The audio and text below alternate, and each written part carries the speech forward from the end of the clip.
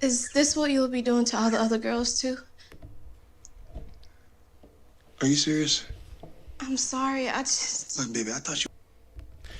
Hey guys, we're back. Listen, episode 5 and episode 6. I should have done this a few hours ago. I got sidetracked by someone else. But this is episode 5 and episode 6 of Tough Love. Listen, let me tell you something. It's mad. It is mad. I'm loving the show. I'm loving what they're bringing to the table. And episode 5 and episode 6 is sweeter than sweet. Episode 5 and 6 is sweeter than sweet. It is sweeter than the other episodes. I thought the other episodes were sweet, but this episode here is very, very sweet. Oh my days. Oh my days, this episode here, I'm telling you, is a different caliber.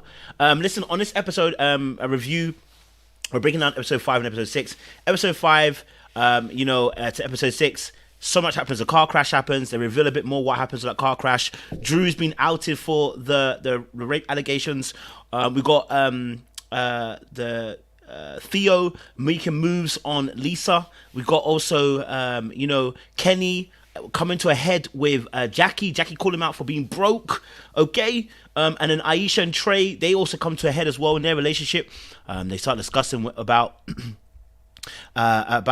insecurities around his asking men to, like their trainers and want to know where they get the trainers from. I personally think he was trying to make moves personally under a slide cover. Why you keep asking people where they get the trainers from? I don't understand that. That for me is a bit weird, okay? But let's break it down. Let's go deep. Let's get deep into this. I love this show and I hope you guys are loving it too. Make sure you guys subscribe and like Tough Love series. I know you guys have liked my previous particular reviews I've done so far, and I appreciate you guys showing support. Let's get into this particular one. But before we do, massive favor. We are touring the US next month, October, from the 1st to the 17th. We're going to have some shows, live panel conversations and talks. Yes, New York, Atlanta, and DC are all going to be hit. And so we want you guys to use the link that will be appearing down below in the description box. I'll put it in the chat as well for you guys, so you guys can also buy your tickets as well. Listen, we want you to be involved, guys. It's going to be an amazing event as well that we're putting on 3 different locations. I have great conversations with you guys. Now, aside that, can we get to the real business of things? Can we get deep with the things today? Can we get in deep with this conversation? Because let me tell you something now.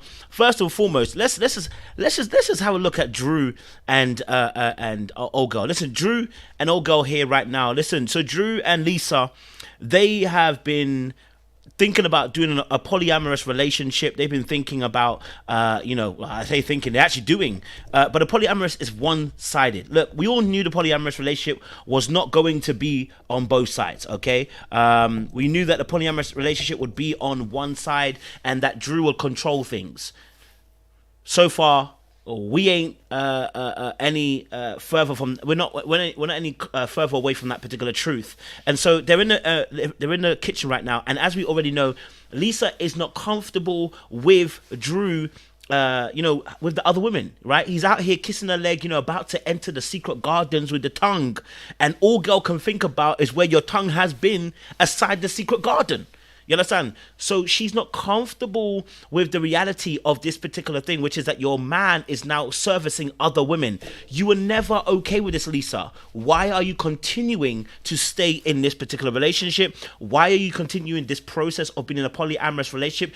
It's because you don't have the strength to leave, because you believe that you are going to be more happier being in this derelict, broken, hurtful relationship than being out there single where the wind blows differently. And there's so many people who are out here like this, who are like Drew and like Lisa, where they believe that being in a relationship that's broken, hurtful, destructive, derelict, and harmful to them and toxic is better than being alone, because they're trying to redirect and change the narrative of what they've previously seen. We see that with Lisa, and actually she mentioned this later on in the episode when she's talking to Jackie about the fact that they're now in a polyamorous relationship, and she describes it as being, hey, look, my mum was miserable, but I'm not going to be that way. I want to be in a relationship, and Drew loves me. Drew loves you. Drew loves you. Baby, I need you to wake up and smell the Kenko coffee, and he ain't love you. And you don't love yourself either. By staying in this relationship, you don't love yourself either. A lot of times we think we do love ourselves, but we allow ourselves to stay in situations that are harmful to ourselves. Well, if you love yourself, you wouldn't allow yourself to stay in a harmful relationship. This ain't even a marriage. This is a relationship, and you're allowing yourself to go through this turmoil. All right, let's move on, because the next part of this, which was crucial, was this scene here. Baby! Oh, listen. Kenny and Jackie. Let me tell you something about Kenny and Jackie. Kenny and Jackie, oh my days. Baby. Kenny and Jackie, I said it, rich girl, broke boy. How do they handle those differences? And, what this particular scene shows is how quickly disrespect creeps in. But the thing is, had Kenny been honest, could this have been subverted? Could this been averted? Had Kenny been honest, could it have been? And why is it that Lisa is testing him about whether he's broke or not? You saw the paper and his account was empty. Why not say, listen, look, I know it's probably not my business, but you know what? I saw a paper of your ATM thing and it looks like you may be struggling financially. Look, is that the case here? You know what I mean? Like, I want to be able to support you in this moment. I want to be able to appreciate you. I don't want to disrespect you. You can tell me to butt out if you want me to butt out, but I just wanted to make sure that everything's okay with you. Now, he may lie and tell you that everything's okay, he's good, but let me tell you something. He's going to appreciate the fact that, you know what? You ain't outed him and you ain't disrespected him. But the next scene I'm about to show you, disrespect creeps in real quick, and she's not the only one, because had he not added fuel to the fire, this wouldn't have happened, because he was also rude in this moment. But this is how quickly an argument can happen between two people who seem to be getting along just fine when you're not being honest about your actual agendas. He's lying about how broke he is. She's lying that she doesn't know that he's broke. Sis, I need you to do better. Captain, I need you to do better. Let's have a watch. Whatever. Hey, can you just order it? My app is acting up. You always have a Where should I have the Uber drop you? I'll type it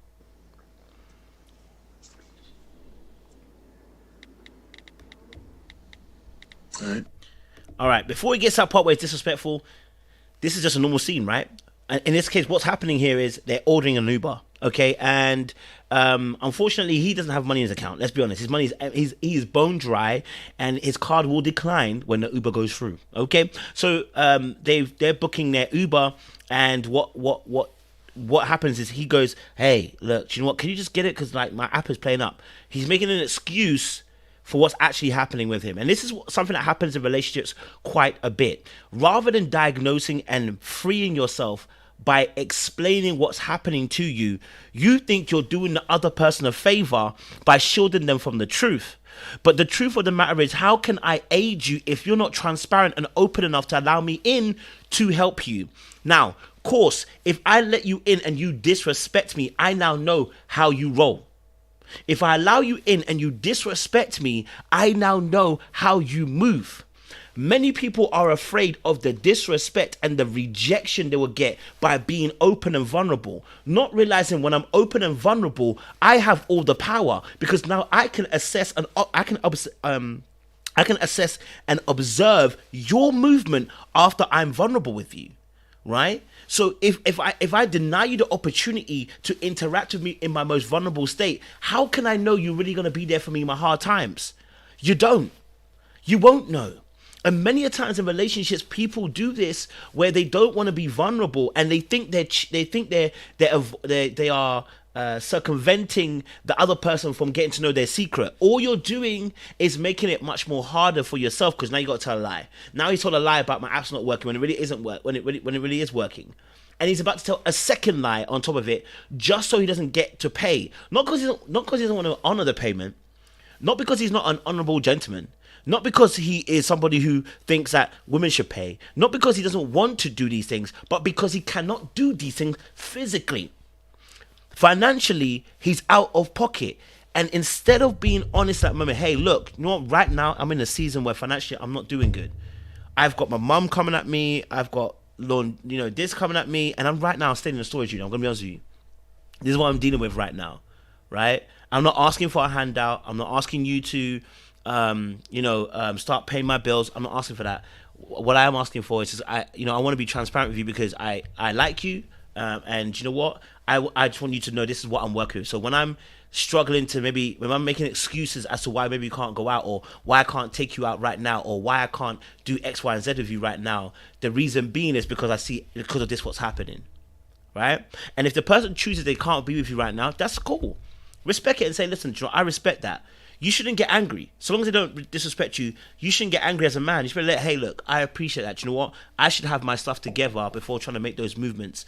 You know what? I appreciate that fact you've been honest and let me know your position. Let's just be cool, right? Let's just be cool. Then everybody knows where they stand. And if she wants to help you, she will. Listen, if she really cares for you, she more than likely is going to help you out in the season. Trust me, many a women have told a story about helping a broke guy. Listen, there is nothing new underneath the sun, but you got to know you're broke, okay? All right? Don't hide it. And I'm not saying that broke boys should be out here doing madness. I'm just saying, but you're already engaged with her. You're having a tough time right now. You're in a difficult season. It's temporary. Help. Let her help you. You know what I mean? Okay. Done. What's your Cash App? Why? So I can send you a request for the $34.78 the Uber costs. I told you I'm not paying for it. Right, but Jackie, you're gonna have to wait on that. I just told you there's something wrong with my card. First you said you were having problems with your app, and now it's your card. What's the real issue here, Kenny? Jackie, there is no real issue, all right? What are you talking about? If you don't have the money, just say that. Whoa. Pause. It's about to get interesting. So now, in this moment here, the first infliction is done by actually the lie. I know it sounds like the first infliction is her, and I would go to her, but the first infliction is the lie, right? Because once he lies, it creates a shield, right? That means no vulnerability is going to get met. Because now, now the person on the other side has to make a choice to ignore the lie and ask you another question that penetrates the shield. This is why lying is really problematic for a lot of people, because it breaks the bridge of trust. In this moment, his lie is problematic. It's the first mistake. But okay, he's lied now. He's created the problem, and now she knows he's broke because she saw the ATM thing. And instead of now being empathetic in this moment and saying, okay, do you know what? I've seen this or whatever. I don't want to, out you, but it's just what's going on right now. Trying to be understanding in her tone and in her question. She questions him to break him down. She questions him to almost humiliate him and embarrass him, right? Almost challenging him, to say a different narrative. So when now she says, oh, look, you know what? When she obviously says, so what? If you don't have the money, just say you don't have the money. And that instantly puts his back against the wall. Now he's frustrated because his pride is on the line, because he hasn't been honest and because he hasn't been vulnerable, and he's probably not used to being vulnerable and honest. In this moment, he's now getting triggered by her questioning that lacks understanding or lacks empathy, and then he wants to now go and attack because he feels like his pride and his ego is being checked at this particular moment. He feels disrespected in this moment by the tone. See how quickly a relationship can go into an argument simply by tone, by choice of words, the way it's delivered, by someone else is being triggered? Ooh. I guess politeness was the only thing your mama didn't buy you. Excuse you? Oh, don't talk about my parents' money just because you're obviously broke.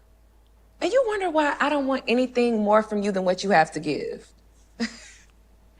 You know what's funny? I should have known by the sex. People always say broke boys got the best. Hey, yo, are you serious? Now, it's an interesting conversation. That was wild, wasn't it, right? Okay, so let's look at this. Let's look at the situation here, right? Let's look at the situation. Looking at the particular in the situation between Kenny and Jackie in this particular moment was interesting, and I'll tell you why. Because how quickly when he makes a quip as well. He says, maybe your mom should have, maybe your mom didn't buy you no manners, right? He hits low as well. He hits where it hurts for her. And because he hits where it hurts for her, she too hits him where it hurts. And this is a lot of times where couples are, where it becomes tit for tat. You're hitting people where it hurts for them, because you're trying to score points. You want to feel better about yourself that you won this battle because somewhere else you lost that war. Hear me very hear me clearly. Sometimes the battles we face with our partners, we take them on and we fight them and we win against our partners by destroying them in that moment, in that immediate moment, because we couldn't win a battle elsewhere. The two battles that are going on here, Jackie has a battle with her parents that she can't win. They don't respect her job, they don't respect her craft, they don't respect her journey, they don't respect her experience. And her mum talks down to her about her job, right? No respect, no appreciation. And then we've got a battle for Kenny, where at the moment financially he cannot provide for his family.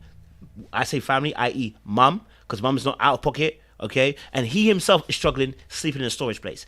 These are two battles they're facing in their own individual lives without anybody else being there. And then when they come face to face, because of those pains from those battles, because they haven't been winning those battles, they meet each other and then they fight another battle and said, I must win this battle in order to feel good about myself. I can't lose this battle as well. So the low blows come out.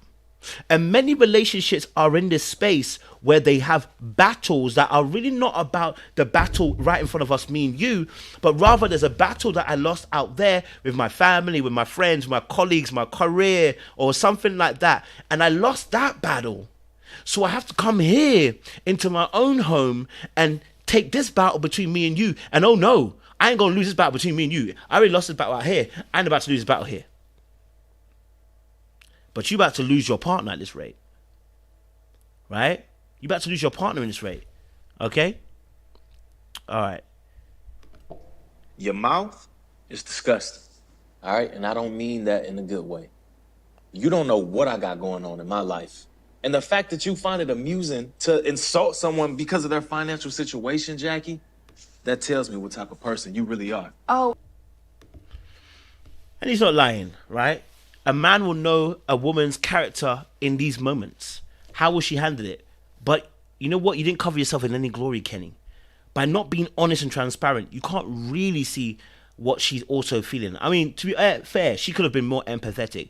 But let's be honest, you weren't honest. And I want to tell this to anybody listening to this as well.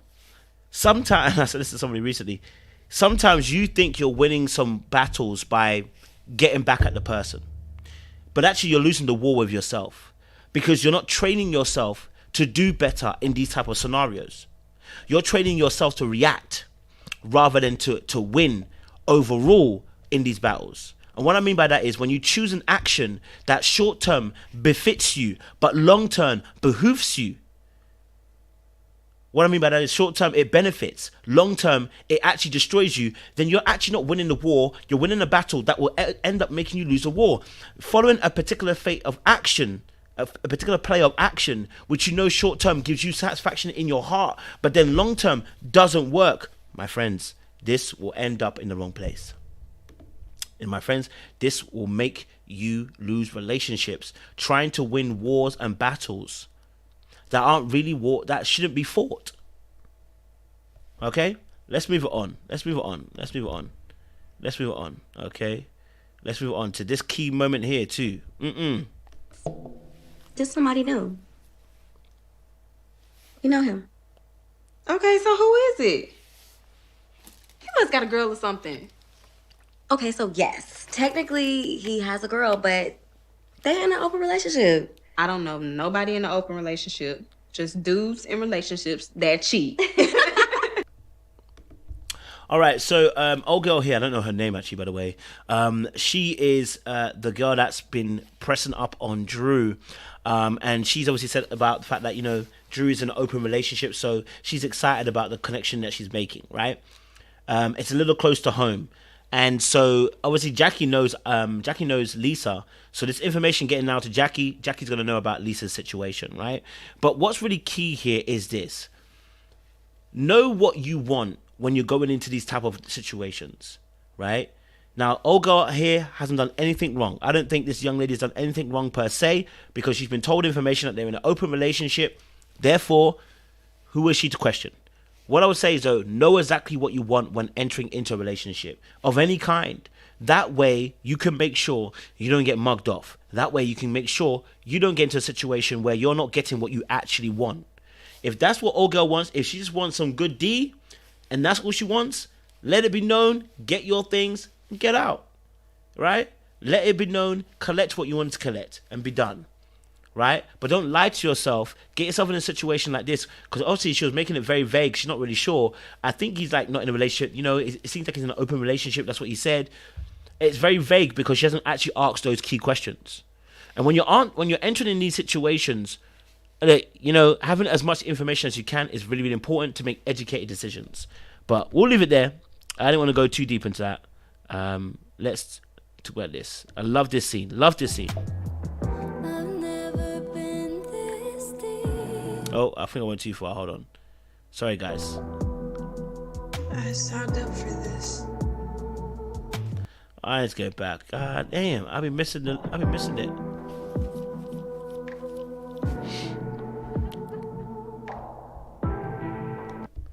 All right, cool. So Lisa and Drew have an open relationship, right? But if you notice that, again, for Drew, this was never about open relationship. This was all about power. This is all about having your cake and eat it. Look how he's being disrespectful, doing a thing with a girl right in front of the house that he lives in. You think that's about being an open relationship? It's not. It's about power. You see, sometimes people will say they want an open relationship, but really what they want is their cake to eat it. They want to be able to have sex with you and then have their fill of cake with another girl too. And call it legal. Right? Very similar to what we see with Michael Blackson and his particular woman. I can't remember her name now. Right? The same thing. She gave him a pass for 12 women per year. And he still wanted to do more than that. He still wanted to have more extra women than that. Do you know why? Because he didn't want to be told what to do. He wanted to do it. And that's the problem with these situations. A lot of times you think it's to do with giving more girls, you'll be okay. No, it's a power thing. It's not about the women. It's about the control and the power that he has over you. And that comes from a place of feeling powerlessness elsewhere. That you try to assert power here in a relationship. A lot of men assert dominance and power over women because they lacked power in their own home, in their own households, in their own childhood, with their parent figures. And therefore, they then use their privilege and entitlement to be in a relationship and then have control over that person. Right? So power is something that Drew is attracted to. It's got nothing to do with being in an open relationship. It's got nothing to do with respecting women. Nothing to do with the fact he wants to even have sex. It's all power. All of it. Power for Drew. Right? So long as he has control over you, he's going to be happy. Let's go to another scene.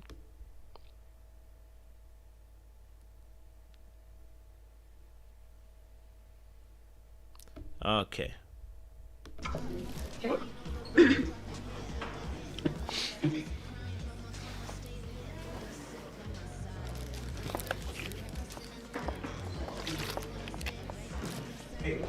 Yo, Aisha. So, Aisha and Trey once more again. Trey's obviously bisexual. Lisa and Trey are dating. And Trey once more again asks another man randomly where he's getting his trainers from. I'm sorry, but I'm starting to suspect Trey. Okay? Once was enough, but twice? I get it. He may be a sneakerhead. Okay? He may be. Okay? But it's getting a little bit suspect. All right? Doing this right in front of your girl, it's getting a little bit suspect. I mean, I said this again. If he wasn't bisexual, nobody would question it. Nobody would question it. If he was not bisexual, we wouldn't question it. But we have to question it because you are attracted to men. Right? Let me put it this way. If I am a heterosexual man, right? If I'm a heterosexual man, right? Okay. And I say, oh, babe, that guy's trainers, I need to get his number and get his trainers. My girl's going to have no issue. Do you know why? Because she knows I don't flex like that. I have no girl, there's no guy that I want. I'm sorry. I'm not gay. I'm not bi. I'm very hetero. I'm very hetero. But now if I say, whoa, that girl's got some dangerous J's, I wonder if there's a boy version of that. I'm just going to get her number and see if I can get the male version of that, right? Because she got the connect. Let's say, in fact, the girl even said, I've got a connect in Foot Locker. Do you want the hookup? And I did that once and I did that twice. Would it not look suspect? Of course it would. because my orientation is heterosexual and I'm dealing with a woman. So now the rules are, so that's why an innocent thing like, can I ask for a number for his trainers when you're bi, it's not innocent anymore, sir. It's not innocent. There is danger on all sides. You must know where the danger lies. You must know where the danger lies. The danger lies. It lies in these places. Look, it's unfortunate, but I knew this would happen, right? Because there's danger on both sides. I've got to worry about two sides. Most people have to worry about one, right? You know what I mean? Yeah, absolutely, Felicia. I would ask where someone got a bag or shoe from. I agree, right? I agree. But yeah, he does know it's a problem for her, so he should temporarily adjust if he likes her. Like if he was asking females things and she's jealous. Look, I don't care what anyone says. If you don't have the self-awareness in this moment to understand that asking another man when you're bi for a number, not just about trainers, like if you're asking, bro, where did you get it from? Like, what? That's different. But you're asking for numbers too. You're going to look suspect. You're going to look suspect, right? It's going to look odd. Of course, they should have a conversation about trust. They should. But it's going to look some way, right? It's unfortunate.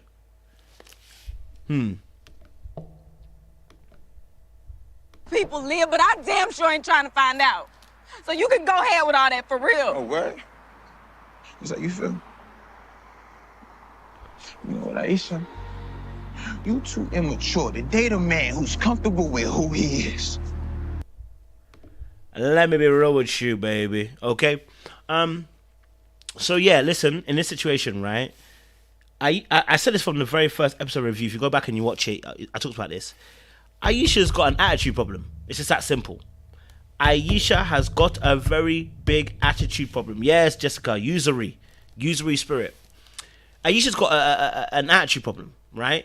And irrespective of whether I agree with her, irrespective of whether I agree with her or not, when it comes to this situation with old boy Trey, she's got an attitude problem. And I knew that straight away from the very first episode, the way she handled things. And then we're going to see that later on in episode 6, the way she handles the club scene, about how she got a poor attitude. Her attitude is too combative. And even in this scene, I get it. You're frustrated, you're hurt. She packed her jacket, walked out. And I was like, babe, you need to stick in it and actually converse and let him know what he's done wrong so that you can move forward appropriately, right? But this whole attitude, getting the coat up, walking out, then now, almost shouting at this moment, babe, you're not helping yourself. Even if you had a man that wasn't, if it was heterosexual, he won't want to take this energy from you. You know what I mean? So I believe Aisha needs to sort out her attitude issues. She got an attitude issue and she needs to sort it out. Trey, I need you to stop, wake up, smell a Kenko coffee.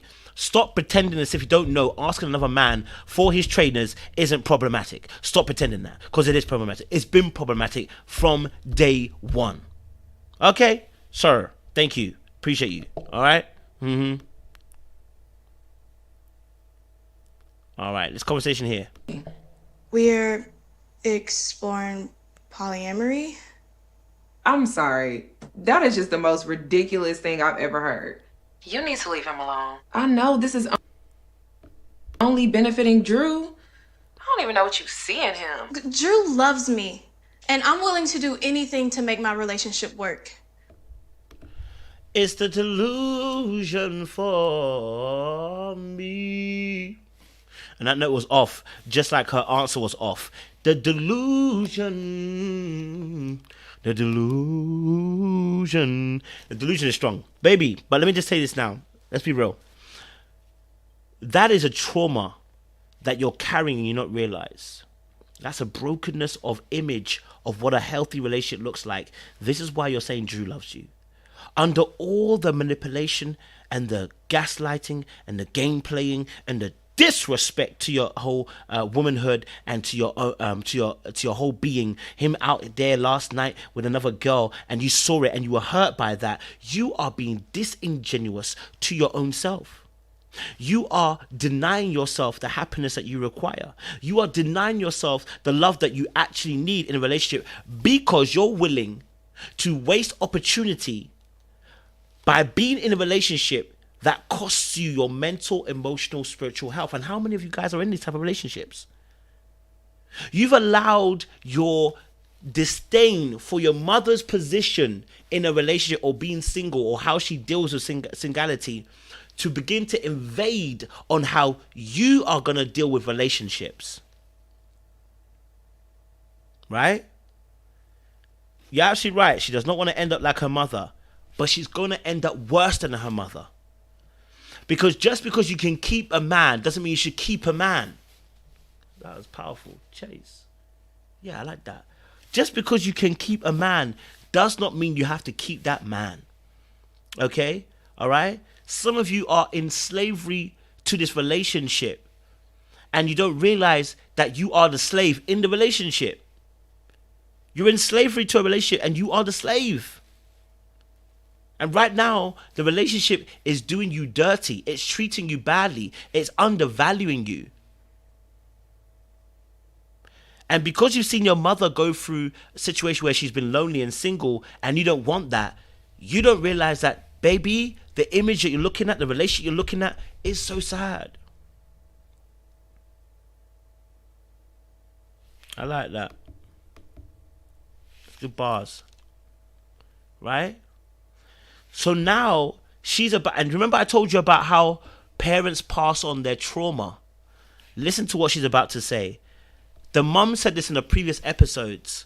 And I told you guys in a review last time that, my friends, the mother will pass on, not just any mother, father, brother. We will pass on that information of our experiences to our children. And if we don't learn to heal, we only pass on the brokenness that we've learned. All right? So let's listen to this. Plus, men are going to cheat anyway, so at least I have the opportunity to do me. Whatever works for you. Men are going to cheat anyway. Who did she hear that from? We know. She heard that directly from her mother. And her mother gave her confirmational bias. I told you guys this last time. The confirmational bias was that the mother had experienced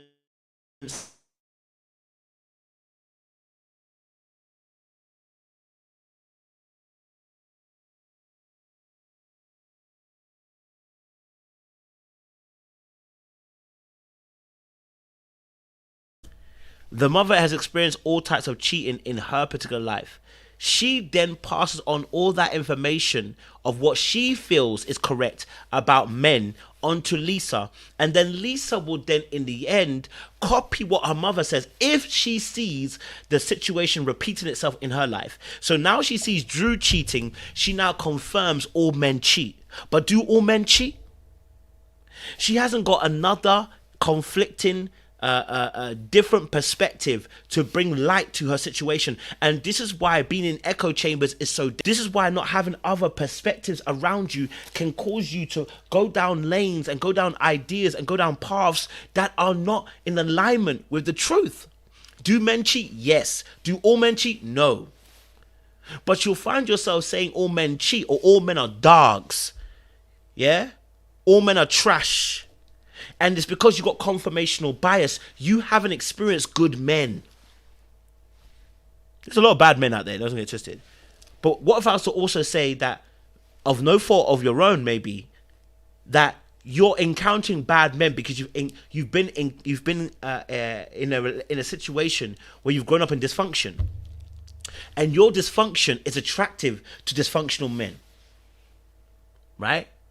Now, it wasn't your fault you grew up in dysfunction, but when you operate in dysfunction, you attract dysfunction, and dysfunction comes to you, and you sit in dysfunction because it's normal to you, and you accept dysfunction, and you think that dysfunction is everywhere. It's not. In order for it to be dysfunction, it's because there's somewhere else that's functional. There is dysfunction because your life has existed in the beginning as dysfunction. And this is what becomes very hard unless there is an injection of knowledge that is slightly different to what you have received. You stay in the same place. A lack of knowledge, my people, what? Perish. Illumination. light that comes in, knowledge that comes in is illuminating the ignorance of darkness and pushing it to the side. The Bible says the darkness cannot comprehend the light. Ignorance cannot comprehend the knowledge and the wisdom. You know that Christ is described as wisdom. You know that, right? As Christian, he's described as wisdom. So when Christ comes into the fold, the devil has to leave, because the Bible says submit to God and the devil will flee. When you submit to the knowledge and the understanding and the wisdom, then what happens is the ignorance flees. Because what the devil promotes is ignorance. That's why the Bible tells you that that we should not be ignorant of the devil's what? Devices. Don't be ignorant of what these men will do. Be in knowledge of what these men can do. But you don't have to accept that what these men do. Now, that's why knowledge is needed. That's why knowledge is needed. This is why a different perspective is needed. And so many people are passing on their broken perspective onto their kids and their future kids because they don't have another perspective. Okay, let's move it on. Let's move it on. Okay, let's move it on. Let's move it to this particular place. Oh, baby, Chile, this got touchy. All right, cool. I want to say this as well. Trigger warning, because the topic is going to be about SA, and I don't want anyone to, if you've been through anything of SA, sexual assault, this may be triggering for you. So I want to put that trigger warning for you in this particular episode. Let's play the clip and get ahead.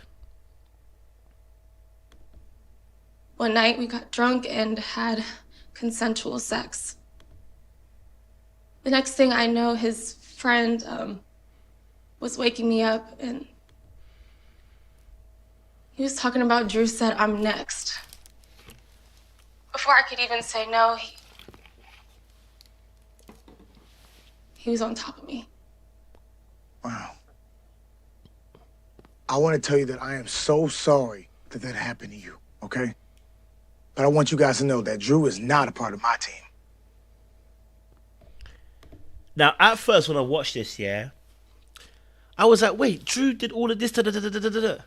And then I realized Drew didn't do anything. Look. Sorry about that. I support all survivors of sexual assault and everything like that. What I don't support, though, is you trying to drop Drew's name into it as if Drew was the one that did this to you. Now, I get it, old girl is hurt. I get it, old girl has been a very traumatic situation. But the person who did this to you was Terrence. And Terrence could have said anything in that moment to make it look like it was Drew. So you are tearing another man's image down to get to somebody who's not. Get to Terrence. Why are you bringing... Listen, I don't like Drew.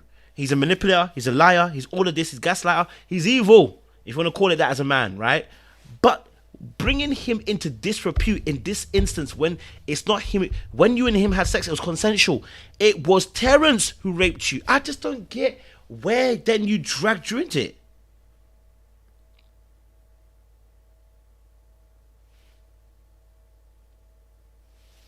Right?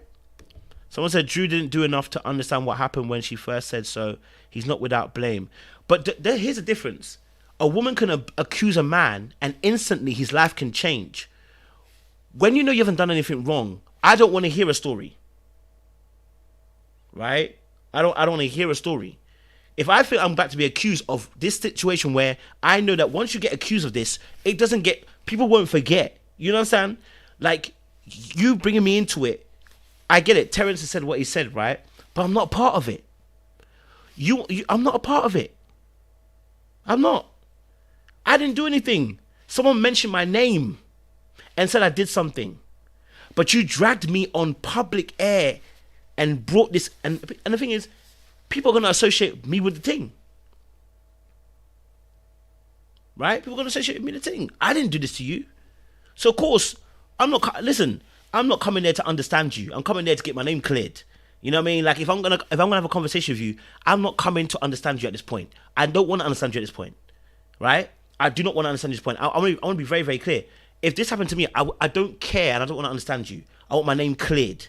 Don't drag me in something that I have nothing to do with. What Terrence did is what Terrence did, right? You don't just get to accuse, bring my name into. It is Terrence who did this to you. I was so angry at him because when your name gets dragged into something like this, you don't get a chance to recover from this. You don't get a chance to say another narrative. You don't get a chance to spin another story, because once it's out there, it's out. Look at what look at what Theo, and rightly so from Theo's point of view. I have nothing to do with Drew. Drew's not on my team. And now that information is now affecting the whole of Drew. Baby, your problems with Terrence, go and sort out with Terrence. You understand? Yeah, go and sort out with Terrence. Don't drag me into this, man. You know what I mean? Like, I get it. Look, Terrence said obviously that Drew said I got next, but babe, whether he said you got next or not, who decided to come? Who did this action? It was Terrence. Go and sort him out. But all the name we kept on hearing was Drew. Baby, let's not. That's a whole man's career, you know. A whole man's reputation. Get dragged up like that, fam. When it's not the one who did the action. It's Terrence. You get me? Yeah? Alright. I get it though. You know, it's a painful situation. But, yeah.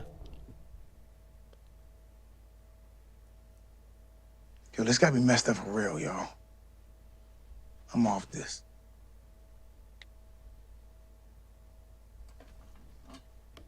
Hey, you okay?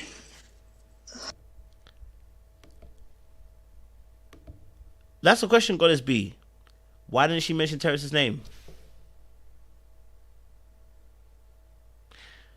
That's why I'm mad confused. When you get to episode 6 and they have the conversation where they sit down, you're mad. I was confused. I thought, wait, so Drew didn't do anything. So now you're saying about, basically you want to be understood. Understand what? What do you want me to understand? If you are mad enough to drag me into the situation,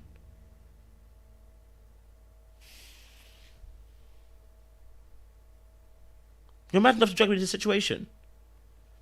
You don't even mention it. We didn't hear his name at first. All we heard was Drew. Now, maybe they edited it that way to make it seem like she did mention Terrence, but didn't mention Drew, that situation. Maybe they did it that way, so there's a bit of a mystery. So when it gets to Drew and when it gets to her and the conversation, maybe that's why. But it's like, baby. Yeah, that's a madness, bro. She told the story as if like it was Drew that orchestrated the whole thing. You don't even know. You know?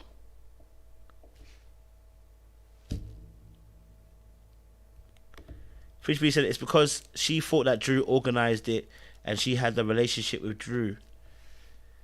Yeah. But when you bring it public and you don't have all the facts, babe, you have to also take the repercussions that may come your way too. Right? You can't just... Listen, you may be trying to get your justice. Get it how you want to get it. Just remember, if something comes back your way too, you can't complain. Like, do you know what I'm saying? If you don't have all the facts when you're going to say this thing, I get it's painful, but once you say someone's name with this particular action, like maybe women don't understand as much because this action never gets reversed oftentimes. You know what I mean? But as a man, if you get dragged into this, bro, and you had nothing to do with it, you can't. It's almost difficult. It's so difficult to recover, unless you're a superstar and you got money to burn. They put your name with all that. People don't even believe that when they do that kind of action. But if you're someone who's normal, everyday today person, you gonna get dragged, bro. You know what I mean? You're gonna get dragged. You know, you lose. Certain things can happen to you. Like it's not cute, man. Sis, I get it though. Trust me, Sif. When they had that meeting, Drew was like, "What the frick? What? Like, bro, like, we had sex consensually." And at first, I even said it in my review. I said, this boy probably knows more. He's lying. I think he did something. He definitely knows. He's a manipulator. He's a gaslighter. He definitely did something. You know? You'll be looking at it some way. Like, what?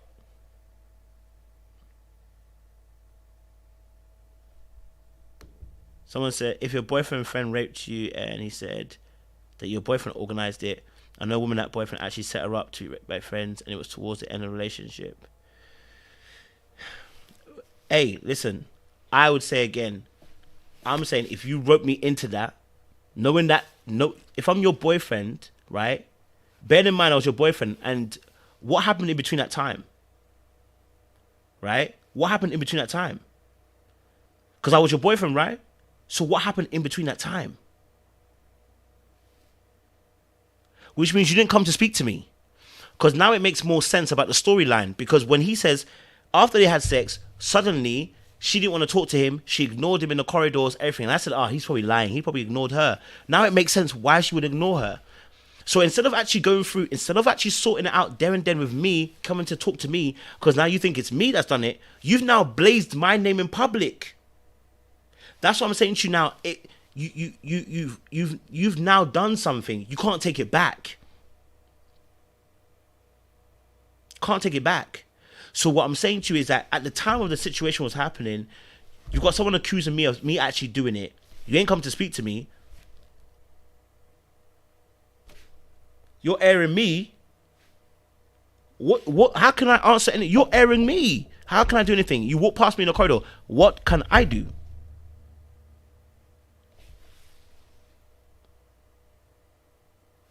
You know what I mean? So, in the end, it's not even about Terrence even clearing David to clear Drew's name, right? She said it.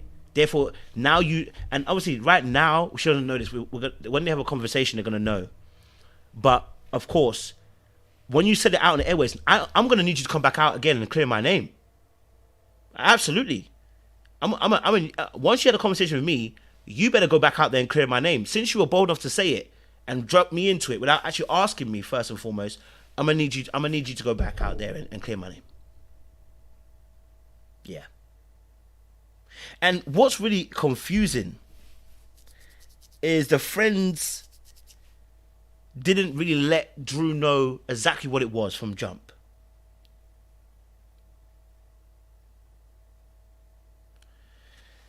It's a madness out here, cuz. Madness. But I appreciate your views, Felicia, as well. I appreciate your views. It's crazy. It's crazy. It's like this show. That's what I'm saying. This show is sick, man. It gets you thinking. I appreciate you, Felicia, as well, to sharing your point of view as well. It gets you thinking. That's why I said this show is amazing. How powerful this show is amazing. It gets you talking. It gets you thinking. People have different points of view. People have different different way. You know, it's interesting. You know, that's a fair shout. I can rock with that. I rock with that, with his arrogance and everything as well. You may think that. I rock with that. I hear that. I know we just met recently. Can we go forward to this? Alright, to the end of episode 5, Felicia, Lisa and Theo, the artist Theo, they kiss in the car. Now, she hasn't done anything wrong. It is a polyamorous relationship. Therefore, she's done nothing wrong. She's entitled to do this because that's what they agreed upon. Okay? Alright, since Drew is going to play, so is she. Okay? Nothing was done wrong in that situation. But Theo, I'm going to say this, bro. You don't know what you're walking into. It might be a little bit too soon to walk into this and have a serious relationship with this person because, oi, how you get him is how you lose him, you know? If she hasn't finished her previous relationship, so be careful. Be careful. Be careful. Don't go and fall down one ditch, oh. Okay, cool. Let's bring this aspect into it. We're going to go to episode 6 now because there's some real stuff in there that was happening that I think was good. You know, let's get this as well. Appreciate you, Felicia. What was that about? Well, sweetheart, you mentioned the advisors, and you know, we just think We were talking this morning, and we just don't know anything about this program you're in. So we have one of the interns at the office doing a little research on it. Why can't you be happy that I've taken an interest in something? All right, so we've got Jackie once more again with her parents, and they're having a conversation about the internship. And the parents, again, once more are showing their side of disapproval. you know, with their subtle passive-aggressive movements, okay? The mum making huff noises, you know, getting people to double-check the internship, you know, as well, and, you know, and listen, the funny thing is, it's going to work in the parents' favor. Once they find out the business is not floating correctly, more than likely, they're going to have, more than likely, Jackie's going to have confirmational bias that her parents are absolutely right, even though they're not. More than likely, right? So, in this situation, I can see now why that she was so rude to Kenny in episode 5. By the way, we're on episode 6 now. We can see why she was so rude to Kenny in episode 5. Because, in all honesty, when you look at the scenario and the situation, yeah, with Kenny and Jackie gets railed upon and disrespected in her relationship with her parents. Therefore, she's only doing what she's seen being done to her. She's doing it to him. You get me? I think that's what we're seeing. Yeah, I think that's what we're seeing, right? Because when you deep the whole situation, right? Oftentimes we learn traits from our parents, and that disrespect, that dismissal, and that cut of rudeness from the mum where she doesn't respect her child's decisions is the very same thing that we saw energy-wise with how Jackie treated Kenny. It's the exact same energy. And so in relationships, I always say, look at how the mother and the father relate to the child, because that'll probably tell you how that child is also going to relate to you.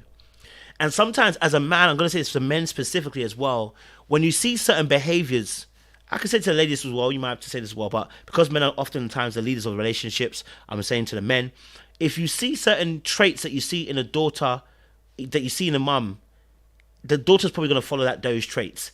If it's not to your liking, you've got 2 choices. Speak on it now and correct it, all right? Or 2, leave. You get me? Yeah, or 3, you can ignore it and it's going to bite you in the ass. There are certain behaviors that you might not like, but you'll see it in the mother first before you see it in the daughter, or you might see it when they interact. You either got to speak on it and let the person know this is not going to work for you, or 2, you're going to have to let it go and be out. You know what I mean? Yeah, that's the truth. I agree with that as well. She's literally replicating what she's seen in her mother and father relationship. That's why the mother grabbed the phone from the father's hand, okay? Even though she told the father to look to sort it out with the daughter, okay? So in that power dynamic between the mother and the father, I think she's replicating that in the relationship. Okay, that's what she's seen as healthy. That's what she's seen as normal. I can't fight her on that. But what Kenny's going to need to do, if Kenny wants that kind of dynamic, cool. Fantastic. If he doesn't want that dynamic, he's going to have to speak up. And we see that later on in the club that he doesn't like that disrespect that she did. It was disrespectful. But again, remember I told you about if you fight a war outside and you lose it, where do you go next to fight a battle? To your relationships. And that's where you tend to put on 2 on 10 because you're trying to retrieve a loss from elsewhere and get a W here in a new position as well. Okay, so that was what was happening between their relationship as well. And you can see the mother left the conversation, right? Watch this. Hurt him because I can't deal with this right now.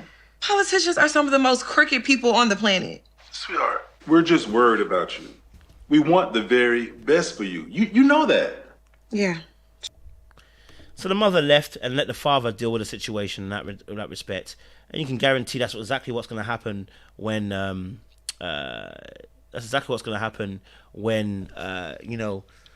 Jackie will probably deal with Kenny. That will be the exact same thing will happen. You see the exact same energy, exact same maneuvers, and the exact same behaviors. It will replicate itself. All right? Don't ignore what you see with a parent and a child. Don't think, oh, she won't be like that, or he won't be like that because he's different. No, he's going to be like that. Listen, as much as I like to deny it myself, sometimes I look at him and go, ooh, I got my daddy's traits. Ooh, I got my daddy's traits. Now, of course, I'm working on some of those traits that I believe are negative, but I've got my daddy's traits. Okay? The same way he trained me, I'm operating the way I've been trained. I sometimes have a very authoritarian view on certain things. I like discipline. I like to make sure that people are in alignment. I don't like disrespect. I don't like people telling me to keep quiet or shut up or be rude. Like, I hate that kind of thing. I hate liars, just like he hates liars. Okay, all right? So there are so many different things that I realize I'm copying off my dad or taking from my dad's training, and I implement it in my life, because if you train a child in the way to go, he will not depart from it. If you see something in your partner's parents and you see it in a child, say it now.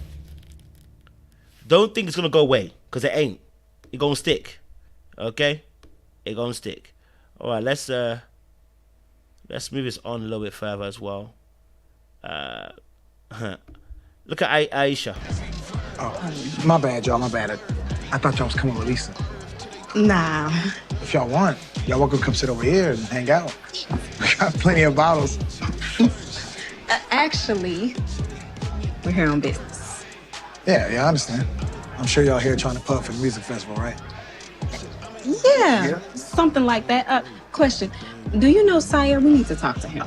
What she means is, we need more openers for the festival. And introduction, it'll really help us out. No.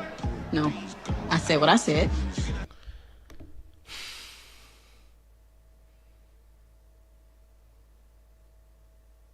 I need Aisha to adjust her attitude. It's too direct, and a lot of times you're going to cause conflict. Okay, it's going to cause conflict. Yeah, Theo is real nice to be a celebrity. Very, very nice. He's almost too nice. You know what I mean? But yeah, listen. Let's be honest, Aisha. You ain't pulling no punches.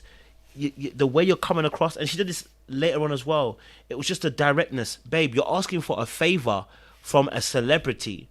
It's not how you go about it. That's why at that time you can see how old boy Kenny was trying to soften the blow. Okay, Kenny was like, let me just try. No, what she means is, no, I mean this. I said, oh, Aisha. Hey, guess what these two are?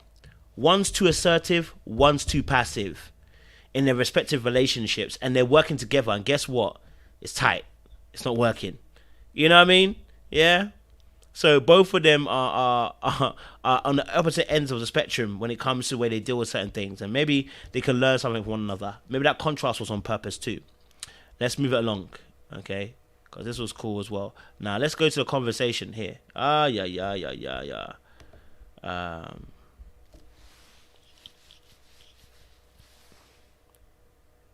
Aisha has no boundaries with people. She went on love after being intimate. Is it? I don't know. Did she? I don't know if I saw her. Maybe she was in another episode. I didn't see that. I need to see that. So, yeah, we'll see that. Okay. I didn't think you wanted me so soon, and it was too late to make reservations anywhere else. It's whatever. Let's just get this over with. So where do you want to start? The beginning, I guess. Why did you invite me to the party that night?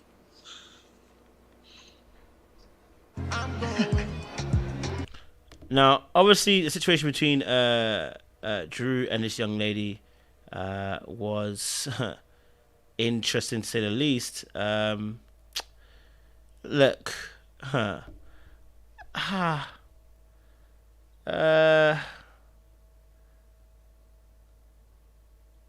yeah, that conversation is going to get tight. And when he explains it, she actually softens up. Because I think, obviously, like, Felicia was kind of saying, she's assuming that he was a part of the situation. So now she's actually got a conversation and getting the truth from him. She actually softens up. Now, we'll come back to revisit that. What I want to focus on now is this beef that happens between the ladies and the gents. This part here, okay? Kenny and Jackie, okay?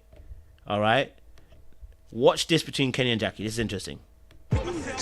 So, you aren't gonna speak? Hi, Aisha. Jackie, I'm not in the mood tonight. What? Oh, don't tell me you're so embarrassed about the other night. How much you been drinking? Just 2. Well, I had a few. I'm fine. Don't be such a prude. Listen, Jackie's so fine. I can't lie to you. Jackie's a one bombshell. But listen, baby, I need you to relax. Okay? Jackie, you're a bombshell, but I need you to relax. You are drinking off your cough. You're drinking off your head. And at this moment, you know, it's interesting how, you know, when she started drinking, she then pursued back after our brother Kenny. And do you know why? Maybe because he didn't return her calls. Maybe because he wasn't calling her. Maybe because he wasn't texting her. He finally put some boundaries up, which forced her to make a maneuver. Look, putting up boundaries says to somebody, I respect myself and you got to respect me too. You can either respect me or get on the high road. Or the low road, whichever one you want. Or middle road, whichever road you... Just get on the road, basically. You know what I mean? Like, when I put my boundaries there, it's to say, listen, you can't drive through here no more. You no longer have access to drive through these places anymore. You got to drive somewhere else. Right? You got to drive through somewhere else. You got to drive through somewhere else. Take another road. Take another route. Because you're not going to take a route through me. Do you get what I'm saying?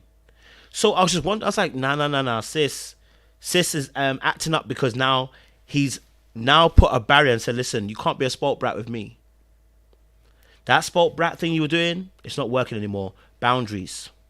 And look, many men need to learn this. Look, just as much as she's been a bit of a beach, you got to learn to be a bit of a person who also puts up boundaries. You can't let the Tasmanian devil free to be the Tasmanian devil in your presence, because he will do what Tasmanian devils do. You've got to put a boundary in a cage and say, hey, at this point here, you're crossing my boundaries and this is a line that I'm willing to take. If you continue, I will X you. If you continue, I will remove you. If you continue, I won't be talking to you. And there has to be a punishment, and that punishment has to stick. But some men don't know how to do that because they're so desperate for a woman. They're simping over a woman. They worship a woman because they live in a fantasy that women are perfect. And a woman can't do no wrong.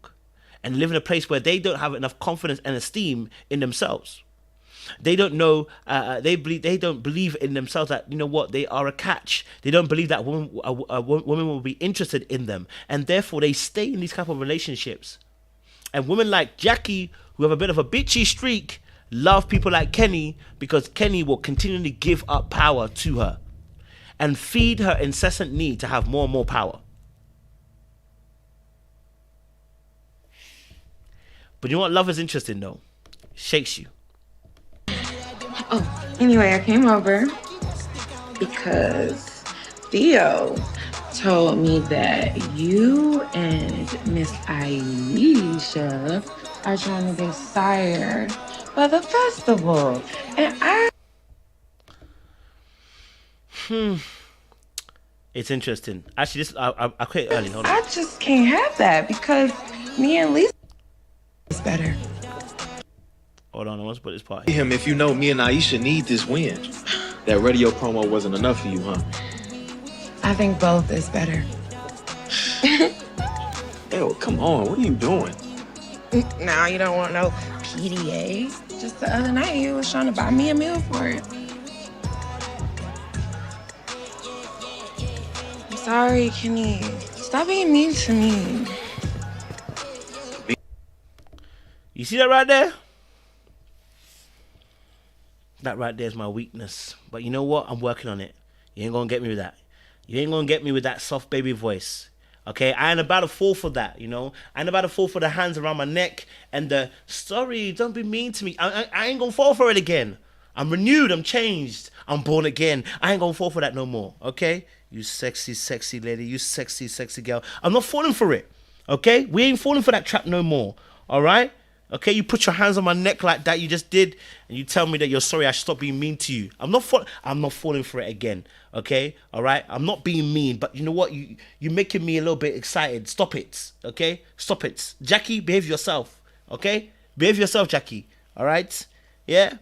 But listen, honestly, because I know I've been in that place before where a girl can use you. I've been in a lot of positions in life, but. I know that when she did that, it can move you a little bit. You know what I mean? All right? It can move you a little bit. It'll make you feel some type of way that, oh my God, like, you know, let me stop being mean to her. And when you say, I'm going to stop trying to be mean to her, when you weren't even doing anything, it's because you are so indebted to her, because you think that you've put her on a pedestal. You've put that girl on a pedestal. You got to know that you must value yourself, put yourself first in a way that's not detrimental. So in this instance, he did the right thing. He said, listen, get off. Like, stop it, Jackie. Like, relax. Like, I'm going to focus and do what I got to do. That is a boundary that needs to be put up in place. Okay? That's a boundary that needs to be put up in place. And so when she just says, you notice that she goes, oh, stop being mean to me, because she's so used to getting her own way. Okay? She's so used to getting her own way. I have Felicia. You know what I mean? So because she's so used to getting her own way, now she says you're being mean to me because you're denying her a request. Listen very carefully what she's saying. Because you deny her request, you're being mean to her. She's spoilt. And you got two choices. Okay? And they might not end pretty.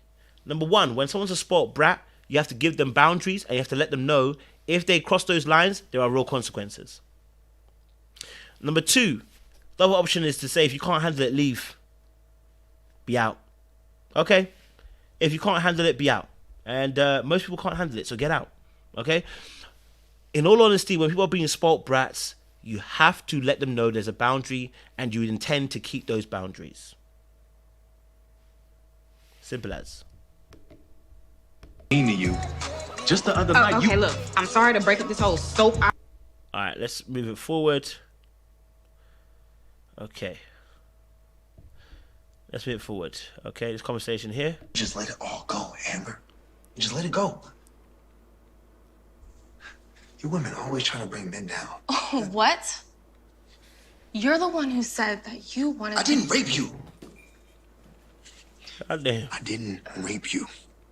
Simple as that. If Terrence did, take it up with him. You should probably relax.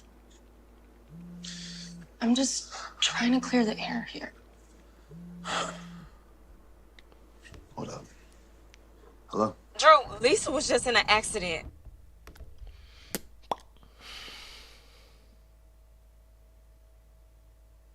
I mean, he said what I said, which is you should take it out with Terrence. If that's the issue, take it out with Terrence. You're making me mad, you're making him mad, you're making everybody else mad, trying to bring us into a situation. You want me to understand your position, but listen, baby, it wasn't me, baby. It wasn't me, baby. And this is a real question, Felicia. Honestly, I don't know why they let her drive drunk. Why would you let her drive drunk? She was finished. Not even drunk, she was finished. Why would they let her drive? Olga was slumped in her spirit and in her body. Look at this. Olga's even sleeping as she's standing. Come on.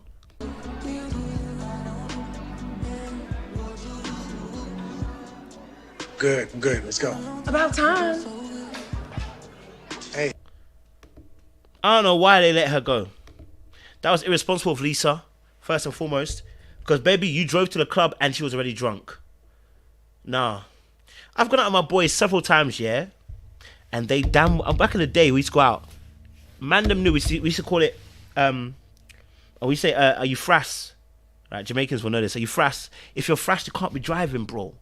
We'll grab a hotel or we'll stay over the night in the car, whatever. We go to McDonald's, we chill into the morning. We'll get a train or something. You're not driving frass. I think only one time we done that. Nah, he wasn't frass. He was sleepy. He was sleepy, right? He was sleepy and blood. Let me tell you something. I woke up and the car was swerving. I woke up and the car was doing so creep. And you know when you wake up and all you hear is do do do do do do do do do do do do. That means the car is going over Cat's eyes. It's on the wrong part. It's on the wrong part of the car lanes. You are in danger when you're hearing do do do do do do do do do do. The wheel is hitting Cat's eyes. Cat's eyes. It's hitting Cat's eyes. Okay, all right. When it's hitting Cat's eyes like that, you don't want to be there. Okay, I don't want to be in a place where I'm hearing do do do. When I woke up from the car and I heard do do do do do, I said, wake up, bro, fam. I can't come and die in a car crash. What's wrong with you? Okay, nah, man. Okay, all right. Oh damn, gonna get me like, oh damn, trying to get me killed. Better wake up. I should be hearing. I should be hearing that. You know what I mean? Yeah, man. But you're right. Lisa does need to speak up, and she should have. She should have spoken up. Anyway, this scene was wild here.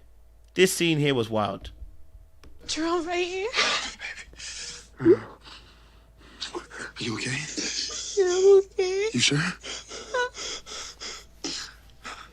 So I'm blowing up your phone, worried about you. And you in here with him? Jerome, not right now. Then when then, Lisa? Bruh can't even wait 2 seconds. Bro got in there, gets vexed because my man Theo's in hospital, and rather than having compassion and empathy, he's getting vexed about his girl being in the same place. Bro, you're in an open relationship, remember that. Remember you said you're in an open relationship, cuz. Why are you getting vexed about it? Because you got control issues? You ain't worried about her safety when the first thing you're thinking about is the fact that she's in the room with the guy Theo. How you thinking about how you saying you're in an open relationship but you don't trust your girl right now, cuz? What's up with him? Was he in the car with y'all? It's unbelievable. What's really going on, Lisa? What's going on? What is going on is that you can't handle it when you are also being done the same that you're doing to other people. He can't handle it. That's what's been done. He can't handle it. It's that simple, you know? So, yeah.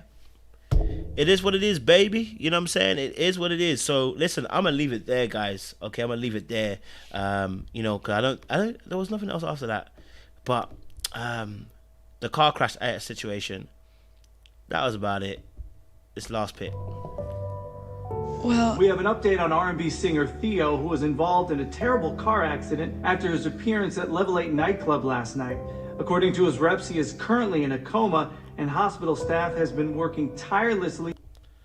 Now, all that we know is that the madness is that the car that was obviously in the car crash is registered to Jackie, who is a daughter of congressman or whatever the position is. And why Kenny decided to take a rap for this girl, I don't know.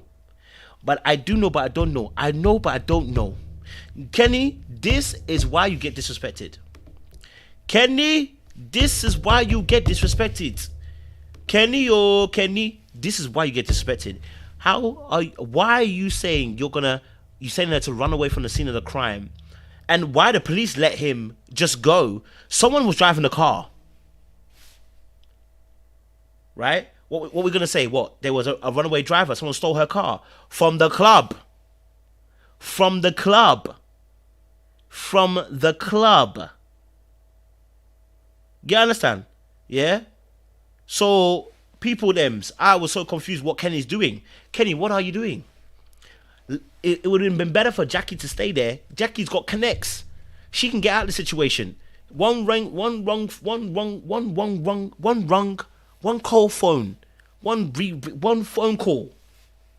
Her dad could be on the line. Her mum could be on the line straight away and can sort it out and from the high heavens. Her mum has got connects that bruv. They can even tell the police, let it go. It's okay. You are here coming to protect her for what? You're overcompensating because you're broke. You're overcompensating. With your broke self, you're overcompensating. You have nothing running for you. That's why you're overcompensating. To come and talk to the police. What's wrong with you?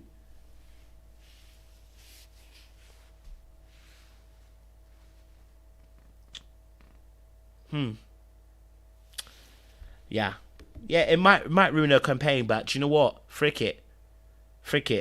It don't look. It's not gonna get any better. How are you gonna hide this? What? Kenny was driving, and he's at fault.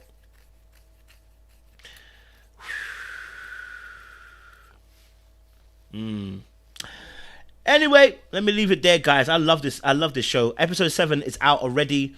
So I think on Monday I will do episode 7, and then Tuesday after it kicks off the live, I think we can potentially on the Wednesday morning we'll do episode 8 when it drops again. So I'm looking forward to this series, and I might have to go a rerun of the previous episodes. If anybody knows any good web series, I want to be able to do them and talk about them. I love web series, so if you've got good web series, send them to me. I'll try and get on them and start reviewing them. You know what I mean? I've been in contact with Tough Love as well. I'm going to try and get some interviews with the cast as well, because listen, they were too wavy. Too wavy. Oh, this show is crazy. I love it. Like, share, subscribe, guys. Click on the bell button for notification of uploads. We appreciate you guys. Don't forget, grab your tickets if you haven't done so already. Click on the bio, on the description box, and click on the link for the tickets. Well, we appreciate you guys. Stay locked, stay loaded. We'll see you again soon.